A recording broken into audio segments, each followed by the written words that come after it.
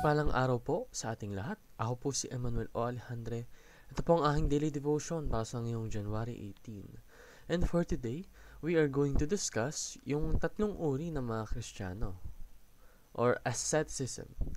Makikita po natin ito sa 1 John chapter 2 verses 15 to 16 na nagsasabing, "On not loving the world. Do not love the world or anything in the world.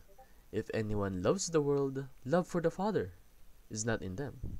For everything in the world, the lust of the flesh, the lust of the eyes, and the pride of life comes not from the Father but from the world." Sa Tagalog, huwag ninyong ibigin ang sanlibutan o ang mga bagay na nasa sanlibutan. Ang umiibig sa sanlibutan ay hindi umiibig sa Ama. Ang lahat ng nasa sanlibutan, ang pagnanasa ng laman, ang pagnanasa ng mga mata, at ang pagmamalaki sa buhay na ito ay hindi nagmumula sa Ama kundi sa sanlibutan. This might be a bit controversial, no? But the world is full of sin. It's full of imperfections. It's full of factors that will endanger you and your faith of God.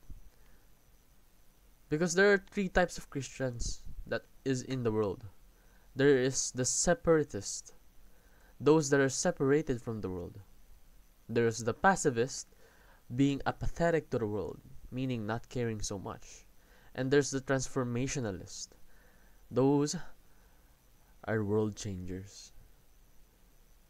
Those are the Christians that strive to expand the kingdom of God, to ensure that the world changes so that it is in accordance to the will of God. Upang malugod ng ating Panginoon, sila ay nagugusto na i-transform ang mundong ito upang maraming tao or lahat ng tao ay maniwala sa Panginoong Hesukristo. So do not love the world, dahil ang mundo ay punong-puno ng mga bagay na sisira sa iyo at sa pananampalataya mo. Instead, pursue personal transformation. Transformation na nagpapabago sa iyo at nagpapalugod sa Panginoon. Transformation na nag-i-improve ng buhay mo, pati yung mga pamamaraan mo sa pananampalataya sa Kanya. And engage the world with the gospel. I-share mo ang teachings ng ating Panginoon. Yun lamang po ang aking daily devotion. Maraming salamat sa pakikinig. Pagpalain po tayong lahat, and let us all give glory to God.